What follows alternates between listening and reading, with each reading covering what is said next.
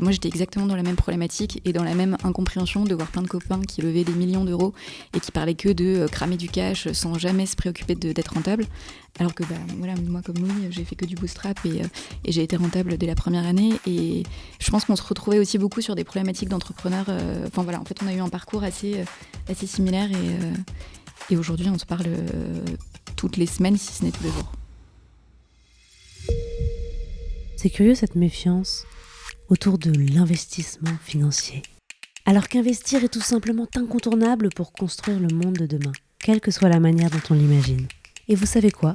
Prendre conscience de cette réalité, c'est déjà apporter une première pierre à son édifice. Bonjour, je suis Aurore Perrin et mon objectif avec Just Focus, c'est de mettre en lumière le pont entre des investisseurs qui ont des idées, des projets, des convictions et leurs investissements qui sont un moyen de créer un futur qui leur ressemble. En proposant un nouveau rapport à l'argent, aussi exigeant sur sa performance que sur son sens, Just Focus est une invitation à passer à l'action. Dans le précédent épisode, Souleymane Jean Galadima, CEO du Family Office Sapiens, a échangé avec Louis autour de son expérience de cash out et de sa découverte du monde de la gestion de patrimoine. Aujourd'hui, il a souhaité nous présenter une amie, Charlotte Chenevier, elle aussi entrepreneure depuis 10 ans et qui conçoit en ce moment une chaîne de restauration rapide 100% végétarienne, The Fat Broccoli, que Louis suit de près. Donc Louis, tu as choisi d'avoir une invitée. Aujourd'hui, c'est Charlotte Chenevier. Bonjour Charlotte. Bonjour Aurore. Merci beaucoup d'être avec nous aujourd'hui. Merci. Et merci à Louis de nous avoir permis de l'avoir avec nous aussi. Charlotte, est-ce que déjà pour commencer, tu peux te présenter ton parcours et puis nous raconter évidemment ta rencontre avec Louis ? Ouais. Donc moi je m'appelle Charlotte, comme Louis et visiblement comme tout le monde autour de cette table, j'ai 32 ans. Je suis maman de 3 enfants et je suis entrepreneur comme Louis en fait, depuis la sortie de mes études, la fin de Sciences Po. On a des parcours assez similaires là-dessus, je pense que c'est aussi pour ça qu'on s'entend bien.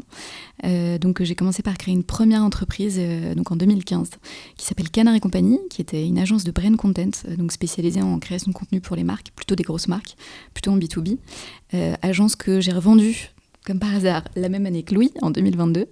Et du coup, depuis là, 1 an et demi, parce que j'ai accompagné la vente, et depuis 1 an et demi, je m'attelle à la création d'un nouveau projet ambitieux qui est The Fat Broccoli, donc qu'on ambitionne comme la première chaîne de restauration rapide 100% végétarienne en France. Et voilà, on a une grosse ambition, on aimerait bien déployer au moins 30 points de vente en 5 ans.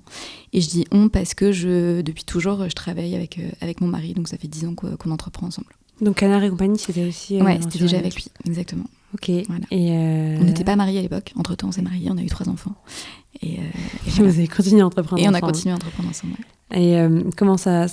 C'est une bonne idée ou pas d'entreprendre avec son conjoint ? Alors c'est marrant parce que tout le monde me pose cette question et moi j'adore. Je trouve la réponse que je fais souvent, en tout cas mon point de vue, c'est que je trouve que quand on est un couple, déjà on est une équipe. On doit être une équipe au quotidien, que ce soit juste un couple ou même avec des enfants derrière.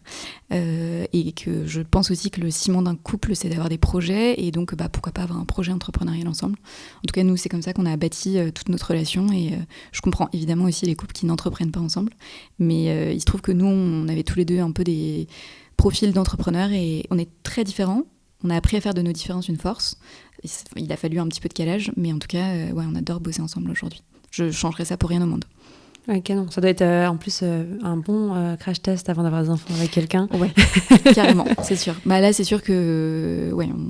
Et puis, je trouve aussi qu'il y a beaucoup de boîtes qui plantent pour des problématiques d'associés. Nous, aujourd'hui, on est vraiment un peu comme une bête à 2 têtes.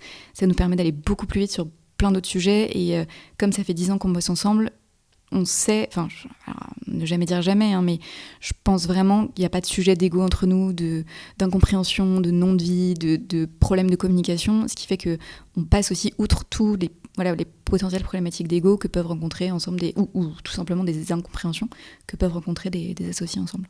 Donc moi je trouve que quand on passe le crash test, quand on passe les 6 premiers mois, la première année, qu'on comprend ses complémentarités et pas ses différences, pour moi c'est un énorme accélérateur de bosser en couple. Ok, canon. Toi, Louis, tu as rencontré Charlotte aussi il y a une dizaine d'années. Vous êtes suivis pendant ces 10 ans. Vous avez continué à communiquer, à vous voir régulièrement ? On se voyait pas régulièrement, mais on se suivait. En tout cas, moi, je te suivais de loin. Et effectivement, il y a toujours eu cette proximité un peu sans le savoir de parcours. Ok. Vous étiez dans la même promo Oui, d'accord. Oui, on s'est rencontrés il y a plus de 10 ans, en fait, il y a 15 ans, puisque c'était à Sciences Po en 2009, du coup. Hein, donc, il y a 15 ans déjà. Et donc, on était à Sciences Po ensemble. Ensuite, on était à New York ensemble. La même année. Et oui, exactement, on se suivait de loin et je trouve qu'on a vraiment reconnecté. L'année où on a tous les deux vendu nos boîtes, donc 2022, je me souviens d'un déj qu'on a fait en mode « Ah ouais, mais toi aussi t'as vendu, mais du coup c'est ça ». Et enfin bref, on avait plein de choses à se raconter et on était devenus parents aussi à peu près en même temps.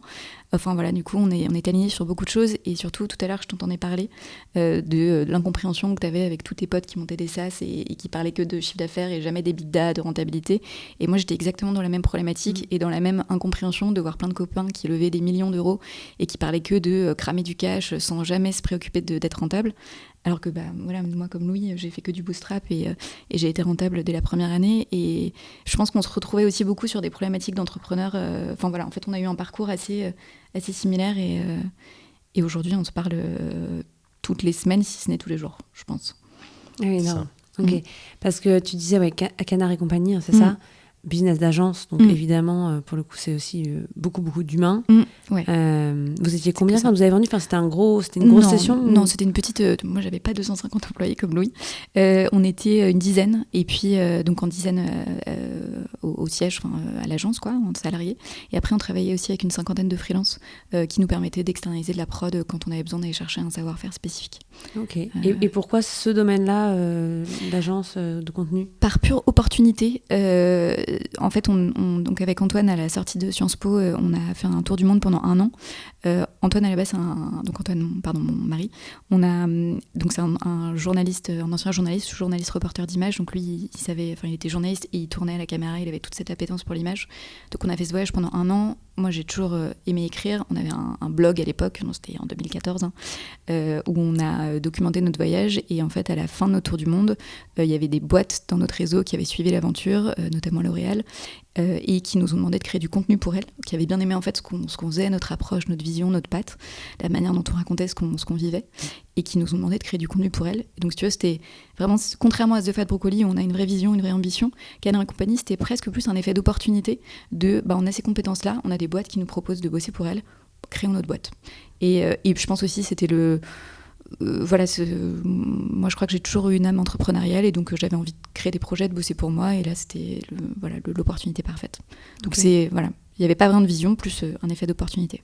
Ok, trop marrant. J'étais chez L'Oréal après Sciences Po. Ah ouais. Je suis rentrée à Sciences Po en 2009, j'étais chez L'Oréal au moment où L'Oréal t'a demandé de faire du contenu. On a pu se croiser bien avant. Peut-être. Trop marrant. Et alors, tu me disais que vous échangez... Pardon, je rebondis sur ce que tu dis. Souvent, tu parles du dilemme du fait d'être scolaire versus entrepreneuriat. Tu peux nous... Ah oui, tu veux que je parle de ça. C'est toi qui prends des formations professionnelles. Je laisse mon micro. Oui. Alors attends, je sais pas exactement sur quoi tu veux m'emmener, mais en gros, moi, je suis quelqu'un de très académique, très scolaire, très bon élève, voilà. En fait, aujourd'hui, j'apprends à en faire une force. En fait, ça m'a souvent un peu obsédée en me disant il faut que j'arrive à sortir de ce carcan de...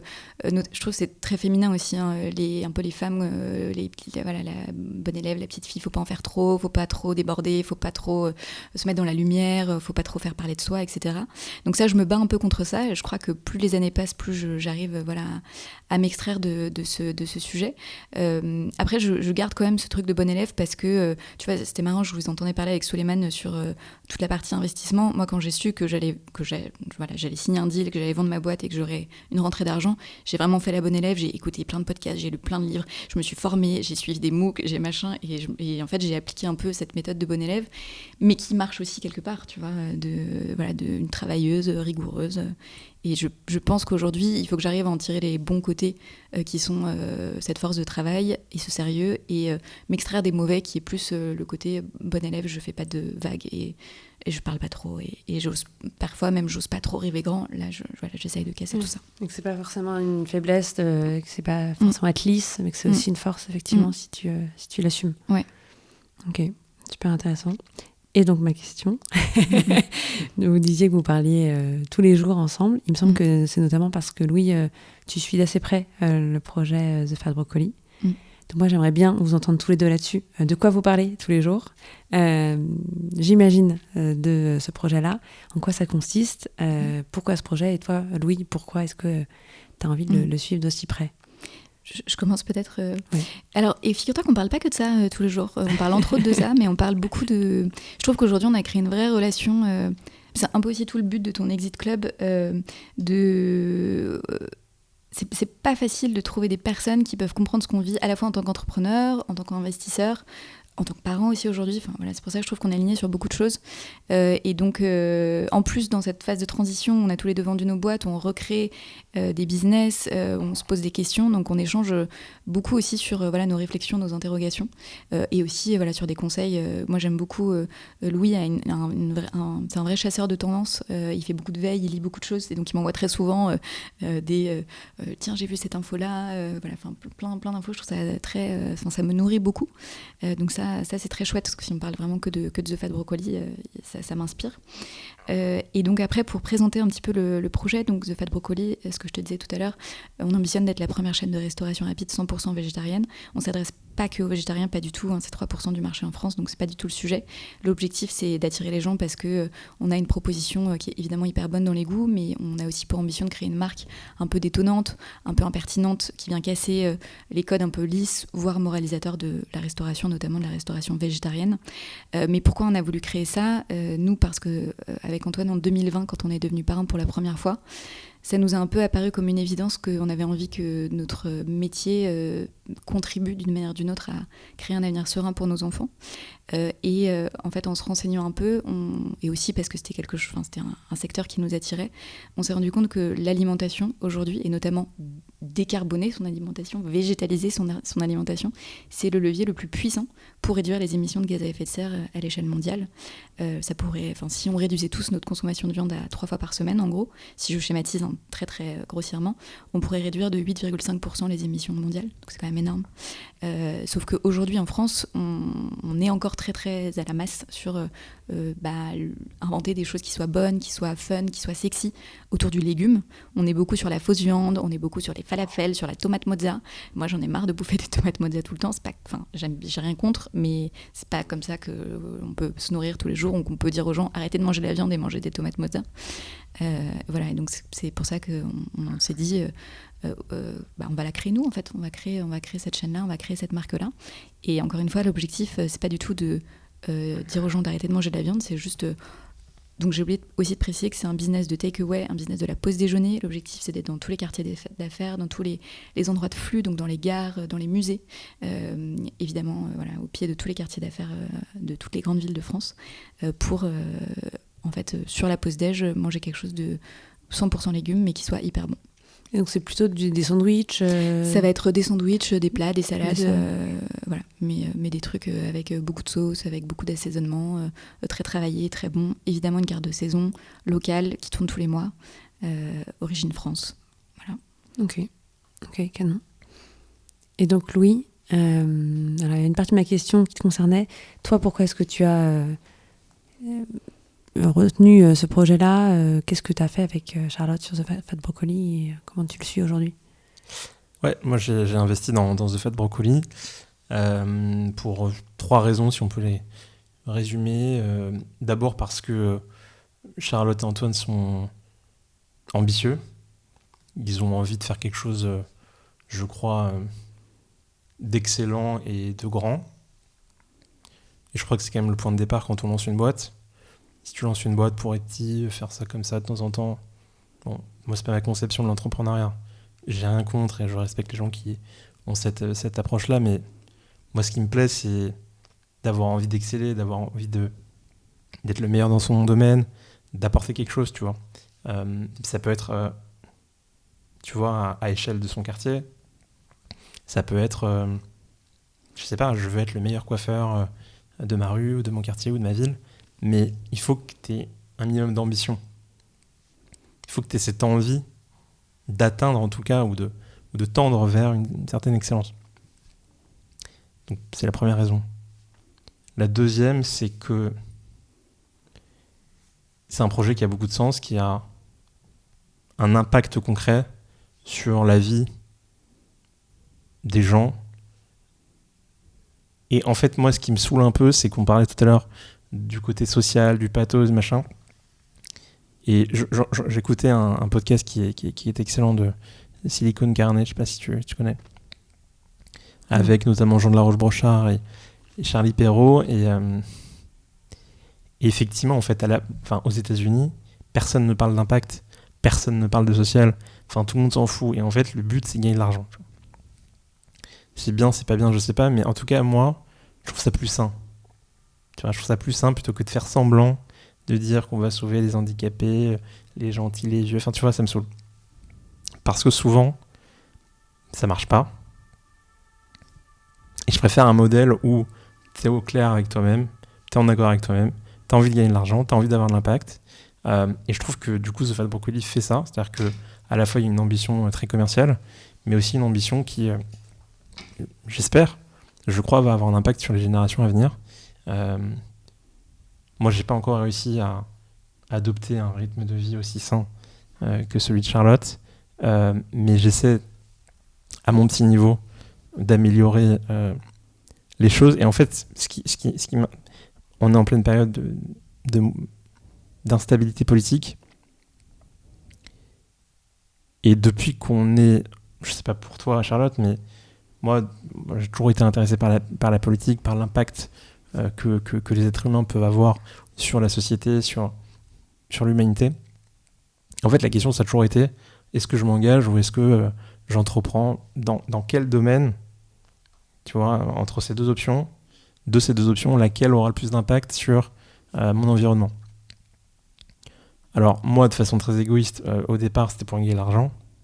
Je voulais gagner de l'argent parce que je t'ai expliqué que quand j'avais 16 ans, j'ai commencé à me dire, ok, mais si je veux vivre comme les gens normaux, il me faut de l'argent. Sachant que tu as quand même monté un business qui a du sens. Enfin, tu vois, il y a des gens qui, quand ils veulent gagner de l'argent, font des trucs qui sont quand même nettement moins bienfaisantes pour la société, a priori. Peut-être, et j'espère pour nos clients, et je crois qu'on a fait quelque chose de différent, mais en tout cas, le point de départ, c'était quand même l'argent. Et c'était pas, je veux changer le monde, je veux aider les gens. Il se trouve que c'est un truc vers lequel je suis allé naturellement, parce que c'est une problématique que je rencontre au quotidien. Mais donc, bref, je suis trop long. Donc, première raison, l'ambition de Charlotte et Antoine, l'impact que ce projet a. Et en fait, ce qui me plaît, c'est que c'est pas un impact pipeau. Je sais pas, il y a une étude qui est sortie. Je trouve que 80% des fonds, en fait, qui disent faire de l'impact, en fait, sont assez bidons. Ils sont pas... Je sais pas si c'est 80%, mais enfin, genre, vraiment un chiffre... une très très forte majorité. Mais oui, il y a plein de manières de raconter l'impact et le mesurer, et c'est un domaine qui est en cours de structuration, donc c'est pas facile. Et le troisième point, c'est l'identité. Moi, ce qui me plaît en fait dans les projets, c'est les projets qui ont une forte identité, qui sont uniques, moi j'ai besoin que ce soit authentique. J'aime aussi le côté un peu provoque. Ça me saoule, tu vois, le politiquement correct. Moi, ce qui me plaît, c'est d'aller à l'essence, tu vois, des choses. Et je trouve que dans le marketing adopté par The Fat Broccoli, il y a cette idée de vouloir provoquer, mais pas juste provoquer pour être méchant ou pour satisfaire ces petits besoins comme ça, instinctifs, ça fait du bien, tu vois, dans le ventre de faire du mal aux gens. Non, mais de secouer les gens. Et je crois que notamment l'idée, mais bon, je ne vais pas parler à ta place, Charlotte, c'est que justement, en fait, vous vous adressez aux carnivores et vous n'êtes pas dans le truc gnangnan où il faut manger et plus de viande parce que les gentils animaux, etc. En fait, c'est pas ça le sujet. Le sujet, c'est quel impact on a, et même avant ça, en fait, vous ne parlez même pas de ça, est-ce que c'est bon ou pas ? Exactement. Et c'est quand même le constat qu'on fait. Moi, je suis passionné de bouffe. Et c'est vrai que souvent, il y a eu des tentatives. Alors, on peut citer des choses qui marchent très bien, qui sont très bonnes. Il y a Plan D, je ne veux pas citer tes concurrents, mais... Mais ils ouvrent la voie, donc au contraire, voilà. C'est super.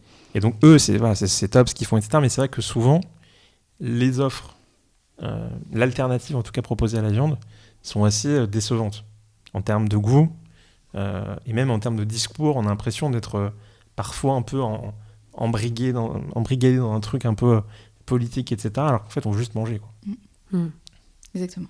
Tout compris. Tu peux nous parler un peu de ce ton? Moi, ça me donne envie d'en savoir un peu plus. La question de est-ce que c'est vraiment bon? Vous posez la question de savoir est-ce que la viande qu'on vous propose, par exemple, en distribution, après tout, elle est pas si bonne que ça. C'est ça l'idée ou... Non, c'est vrai que si on pose la question comme ça, le jambon de ton sandwich au jambon dans la gare, peut-être que c'était pas la peine. Exactement, Okay. c'est exactement ça, t'as tout compris. Et c'est aussi pour ça qu'on adresse en particulier la pause déjeuner et que peut-être qu'un jour on créera quelque chose plutôt le soir. Mais on s'est aussi dit que tu vois, les moments festifs où t'as envie de manger de la viande, t'envoyer une belle côte de bœuf, ça va être plutôt le soir, au resto. En revanche, on s'est tout de suite dit, en fait, vraiment, le midi... tes lardons dans ta part de quiche ou ta tranche de jambon pleine de nitrite et un peu dégueu dans ton sandwich, franchement, en fait, c'est pas ça qui va te changer la vie, c'est pas un sacrifice. Enfin, de mon point de vue, après, il y a peut-être des gens qui pensent vraiment l'inverse. Hein. C'est pas ça qui va te changer la vie si le midi, voilà, tu manges pas du jambon ou des lardons ou je ne sais quoi, tu vois. Donc, ouais, complètement. Et est-ce que toi, Louis, tu as un rôle de mentor à proprement parler suite à ton investissement ou c'est plus de par votre amitié que vous échangez de manière plus informelle? Je ne sais pas comment vous l'avez structuré, comment vous l'avez encadré justement, parce que c'est pas forcément facile d'investir dans la boîte d'une amie, enfin deux amis en l'occurrence. Vous l'avez cadré, vous avez défini des rôles, tu demandes des reportings un peu ou... J'ai prévu de t'envoyer un reporting la semaine prochaine. Merci. Une petite info. Merci. Non, je sais pas, je réponds naturellement. Non, enfin, ça se fait comme ça, simplement, naturellement. On n'a pas cadré, rien. Enfin, je te parle comme si je parlais à une amie. Alors peut-être que du coup, comme j'ai mis de l'argent, j'ai un intérêt plus que... Mais oui, j'en sais rien, peut-être, mais je crois pas. En fait, ça me plaît vraiment, l'action. Je sais pas si c'est un truc, je sais pas si ça vient de mon entourage familial, de mon handicap. On parlait tout à l'heure de l'envie, c'est ce besoin irrépressible de compenser ce niveau de handicap par notamment de l'action et pas par être dans l'action. Et donc, je sais pas, donc c'est peut-être que c'est ça qui me fait kiffer dans le fait d'accompagner des entrepreneurs, des femmes, des hommes d'action. Donc j'accompagne des gens dans lesquels j'ai pas mis d'argent ou j'ai aucun intérêt. Après, voilà, j'apprécie particulièrement Charlotte, son intelligence, sa vivacité d'esprit. Et c'est vraiment des gros travailleurs. Et c'est impressionnant de voir ce qu'ils font. Je le dis pas pour faire mon vendeur de tapis, mais c'est vrai que je me dis, ouais, et en plus, quand on connaît. Et ça, c'est pas pour faire pleurer dans la chaumière ou pour dire, voilà, t'as vu comment elle est très forte. Et 3 enfants, un chien, un chat en 3 ans, une première boîte, une transition à mener. Et pourquoi je dis ça? Parce que souvent, tu sais, on se dit, genre. Tu sais, on repousse toujours au lendemain. Tu sais, genre, non, mais vas-y, je ferai ça après mes études. Ah, je ferai ça après le bac. Ah, je ferai ça après Sciences Po, après mes études, après machin. Non, mais vas-y, je gagne un peu d'argent. Et en fait, du coup, c'est jamais le bon moment. Mais plus t'attends quand même, moins c'est le bon moment. Enfin, je veux pas être négatif, c'est-à-dire que n'importe quel moment, tu peux entreprendre à 60 ans. Et j'encourage les gens qui ont 60 ans, qui ont envie d'entreprendre, qui sont en projet entrepreneurial, associatif, on s'en fout. Mais j'ai l'impression quand même que plus tu avances dans la vie, ou alors si je reformule, plus tu avances dans la vie, plus tu as de prétextes valables à ne pas entreprendre. Ouais, tu as plus à perdre. Bah, tu as ton mari, tu as ta femme, tu as tes enfants, tu as le crédit, tu as la maison secondaire, et puis tu as ton taf. Bah non, je suis déjà bien engagé dans ce travail-là, j'ai eu une promotion. Ouais, tu vois, genre tout devient... beaucoup plus difficile, beaucoup plus inextricable. Enfin, genre, je sais pas, je me dis que l'important, c'est de passer à l'action, quoi, au plus vite.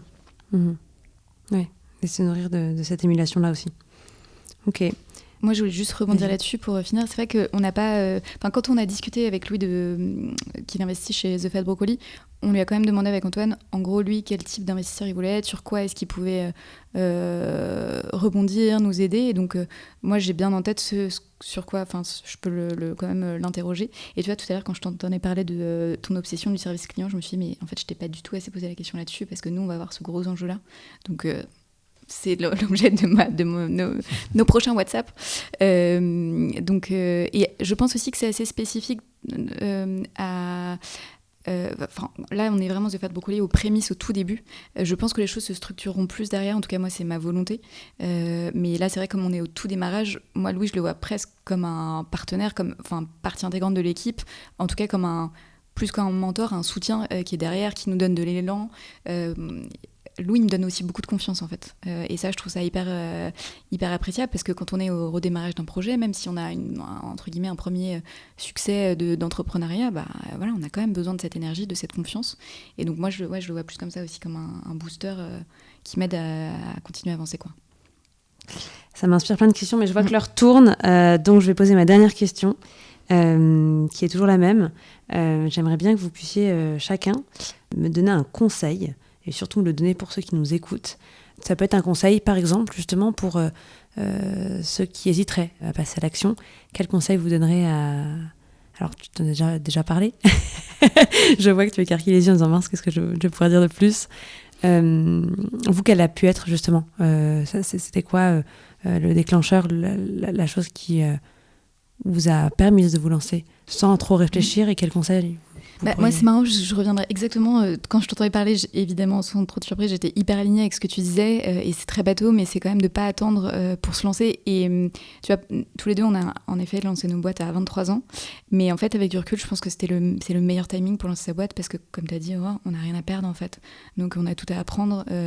On n'est pas mariés, en général, on n'a pas d'enfants, pas encore de crédit. Donc, on a toute la vie devant soi, on a le feu, l'énergie. Je pense qu'il faut y aller. Et d'ailleurs, je trouve que c'est un peu dommage.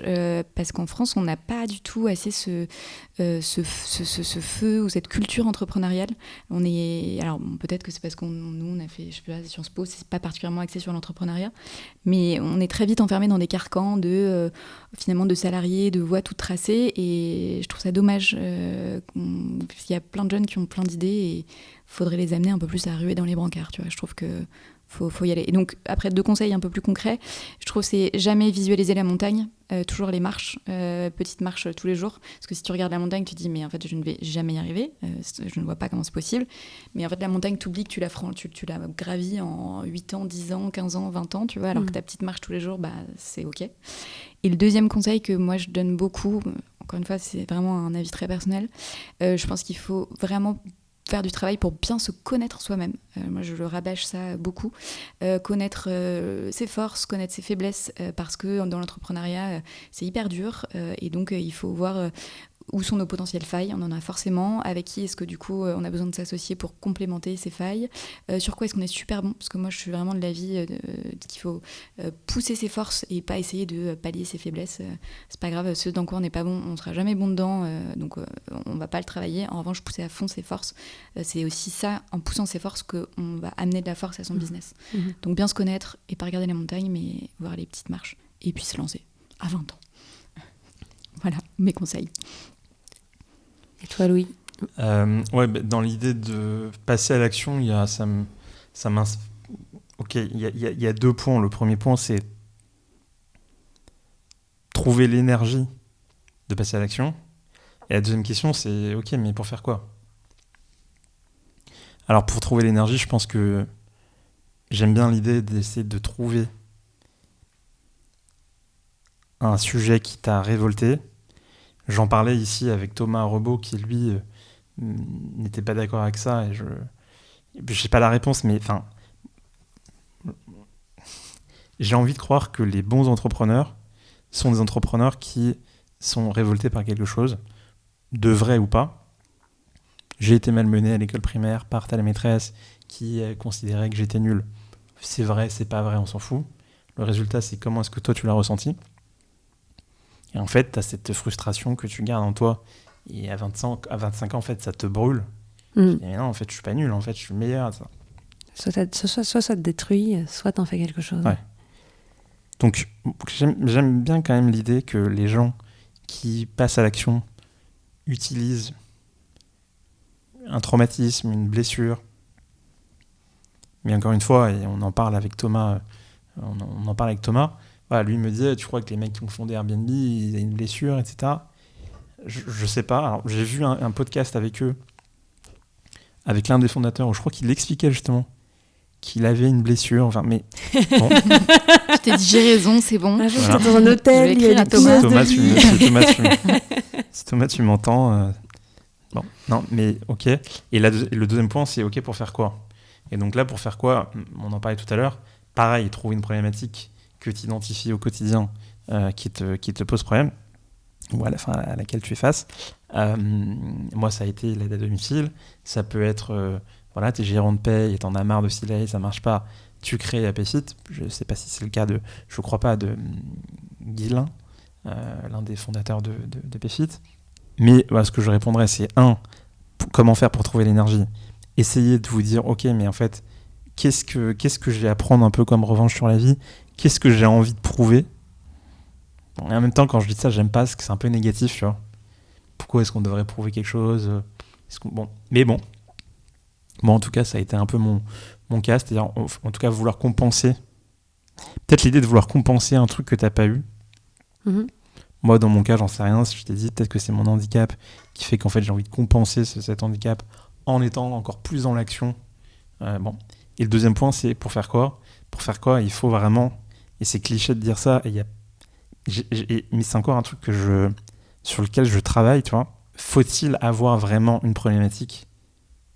Tu vois, pourquoi The Fat Broccoli, vous avez créé The Fat Broccoli, pourquoi? Parce que vous vous êtes dit, ah putain, on aimerait trop se faire un sandwich vegan, mais en fait, on ne trouve pas. Ou c'est par opportunité? C'est les deux, non? Ouais, c'est les deux. En fait, c'est que d'abord, t'as un truc. Enfin, je pense que d'abord, t'as un truc qui te met l'idée en tête. Et à un moment, tu poses la question et tu dis, oui, en fait, il y a une opportunité. Exactement, oui. Je réponds à ta place. Oui, merci, tout à fait. Oui, tout à fait. C'est que quand même, t'es obligé de valider derrière qu'il y a une opportunité et qu'il y a vraiment un marché, quoi. Ouais. Mais c'est pas une opportunité qui... de la même façon que tu me dis, viens, on achète des panneaux photovoltaïques. C'est pas un truc qui nous révolte. Non, c'est clair. C'est ce qu'on identifie. Ouais, complètement. On posera la question. Il doit y avoir des gens qui sont révoltés par les panneaux voltaïques, ceci dit. Mais bon, on les invitera sur notre podcast. Mais j'aime bien cette idée-là, parce qu'en fait, moi, ce que j'entends dans la révolte, c'est le feu, c'est l'énergie, c'est l'envie de se dépasser, c'est l'ambition. Et donc, on appelle... Révolte ou problématique que tu as vécu toi-même, tu vois. Un truc, en tout cas, qui t'habite. En fait, moi, c'est ça que j'aime dans l'idée de la... En fait, dans l'idée de la révolte, ce que j'aime, c'est l'énergie dont tu parles, tu vois. C'est le flow, c'est le feu, c'est tout ça. Et oui, je suis un peu, en effet, nous, on était un peu vénères. Et alors, de là à dire qu'on était révoltés parce qu'on trouvait pas l'offre qu'on voulait, je sais pas si on était révoltés, mais en tout cas, oui, ça nous saoulait et du coup, ça a créé un feu, quoi. C'est venu alimenter un feu. Mais peut-être que, tu vois, le problème, c'est que t'as pas encore trouvé ce qui te révolte. De nouveau, là, pour ton prochain projet. Peut-être que tu devrais aller fouiller dans ta révolte. C'est vrai. Qu'est-ce qui te révolte en ce moment, Louis? Tu veux on va passer en mode divan, psychologie. Le podcast peut durer encore 4 heures. Continuez à nous écouter. Non, déjà, et pour conclure, ce qui me... Après, je peux pas dire que ça me révolte viscéralement. C'est pas une problématique viscérale comme celle que je vivais avec Amabilis, où le matin, en fait, à 8h, il y avait personne pour m'aider à me mettre sur le fauteuil. En fait, je restais dans mon lit jusqu'à midi. Bon, c'est viscéral. Et donc là, effectivement, t'as envie de plier le game en deux et de dire, en fait, c'est fini. Ça, personne ne vivra plus jamais ça. Et je vais vous montrer. Bon. Ok. Non, par contre, par rapport à l'Exit Club, je peux pas dire que c'est une problématique viscérale. En revanche, c'est une vraie problématique à laquelle j'ai été confronté quand j'ai vendu ma boîte. C'est, il n'y a rien. Je trouve pas d'endroit pour parler avec d'autres mecs, d'autres nanas qui ont vendu leur boîte. Je comprends rien, 150 BTR. Mon expert comptable, il comprend rien. Le banquier, il me vend ses 2 fonds, ok. Tous les invests que je rencontre, ils n'ont pas l'air de vraiment maîtriser le truc. Ils n'ont pas de track où ils mentent à moitié. C'est pas vraiment le track du fonds 150 BTR, c'est celui de... Ok. Et en fait, on ne sait pas où aller, tu vois. Donc ça, c'est une problématique vraiment forte. Et bref, on pourra en reparler des heures, mais je pense que quand même, il faut identifier quand on veut passer à l'action une problématique, un problème, une solution que tu vas apporter. Super, merci beaucoup à tous les deux. Merci aussi à Soleiman. Merci, et puis, à merci très vite. pour votre invitation. Merci, voilà, Just Focus est terminé pour aujourd'hui. Un grand merci à Sapiens, premier family office digital qui a rendu possible sa réalisation. Si cet épisode vous a plu et que vous souhaitez le soutenir, il existe plusieurs manières de le faire. Parlez-en autour de vous et partagez-le largement sur les réseaux sociaux. Pensez à mettre un commentaire 5 étoiles sur Apple Podcast et bien sûr, abonnez-vous pour ne pas manquer les prochains épisodes.